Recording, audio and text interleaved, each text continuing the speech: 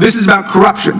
This is about the wealthy and powerful being able to manipulate the American justice system to get away with their crimes against kids. Let's release the file to the public. Vote yes on this, everybody. Let's make some history today. Let's make some history that we are going to see that the Epstein files actually come to light. That's what America wants. The most liberal people, the most conservative people, people across the spectrum want to see the files. We don't want dribs and drabs of the files they want us to see. We want the files they don't want us to see. We want the entire case file. What if I told you that one of the few lawmakers still standing up for true transparency has just challenged the entire political system, demanding that the Epstein files be made public in full? Representative Jamie Raskin isn't just calling out a scandal. He's revealing the deeper... Thank you kindly. My amendment's simple, Mr. Chairman. It would not let this bill take effect until all the Epstein files are released. My Republican colleagues have put forward multiple bills this markup that reflect what they say is a renewed focus on protecting kids against trafficking and exploitation. Well, this is the test. If our colleagues are serious, and I believe they are, then they should be happy and eager to join me in supporting this amendment.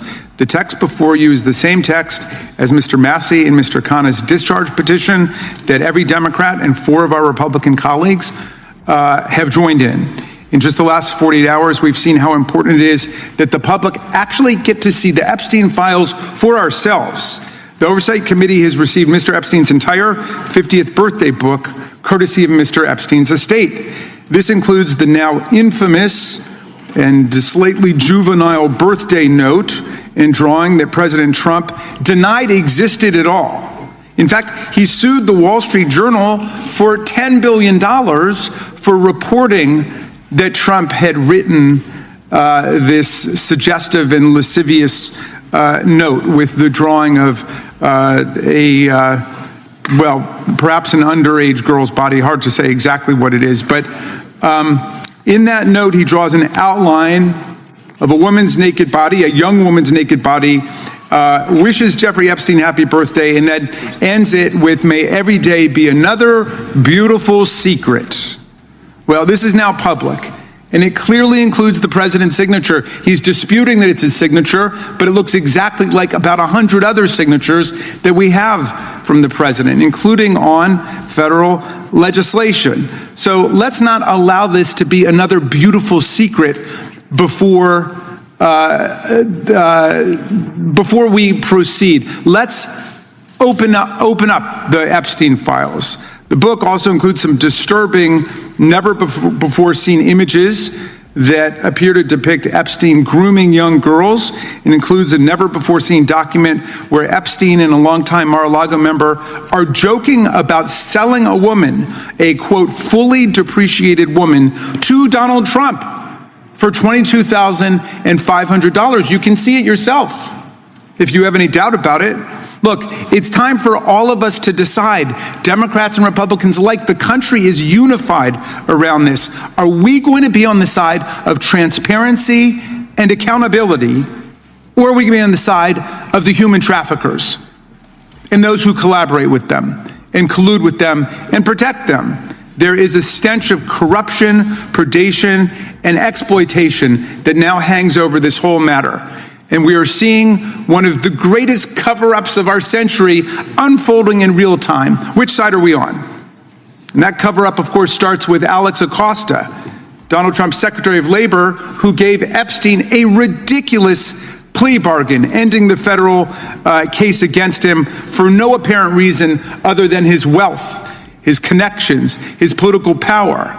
There was a multi-count federal indictment ready to go, and Alex Acosta, who was the U.S. attorney in the Southern District of Florida, gave it up and instead traded it for 1 count of solicitation. It didn't even mention child sex trafficking. 1 count of solicitation under Florida state law. He got the sweetest of sweetheart contracts. He was free in the daytime for several months, and then he went and spent the night in jail. And allegedly, he continued his criminal activities, grooming and procuring girls and having sex with underage girls and young women. So, this is about corruption. This is about the wealthy and powerful being able to manipulate the American justice system to get away with their crimes against kids. Let's release the file to the public. Vote yes on this, everybody. Let's make some history today. Let's make some history that we are going to see that the Epstein files actually come to light. That's what America wants. The most liberal people, the most conservative people, people across the spectrum want to see the files. We don't want dribs and drabs of the files they want us to see. We want the files they don't want us to see. We want the entire case file that they've got. Let's clear the air. Let's get the truth and the facts out there. Let's put an end to this corruption and cover-up. Let's do it on a bipartisan basis. I hope my colleagues will support the amendment, and I yield back. Gentleman yields back. Gentleman from California, does the gentleman insist on his point of order? I do, Mr. Chairman. The gentleman's amendment would introduce... Oh, sorry.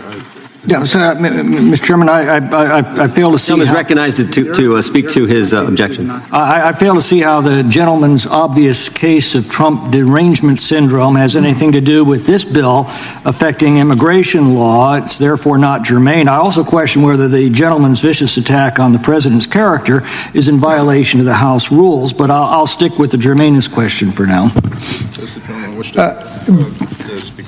Does the gentleman wish to speak on... I certainly do. I don't know what deranged Trump syndrome is because I've not met with his psychiatrist, so I don't know what you're referring to with deranged Trump syndrome.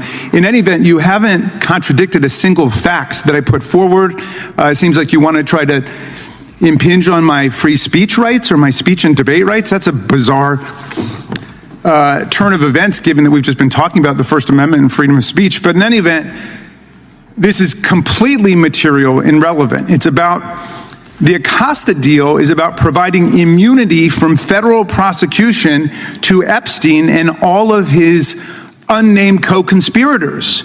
They were protected by that sweetheart deal. And this is about child sex trafficking, and the legislation is all about the protection of children. I don't see how it could be more aligned with the legislation here. Look, if you oppose it, if you don't want the file coming out, at least have the backbone in the... What we just witnessed wasn't a routine congressional hearing. It wasn't the usual partisan arguing that fills Washington halls. What we saw was something rare. A moment where Congressman Jamie Raskin, one of the few lawmakers in D.C. still guided by a moral compass, looked across the aisle and asked for one simple thing: the truth. That word, truth, might sound basic, but in today's political climate, it's almost revolutionary. Because what Raskin did in that room was more than call for transparency.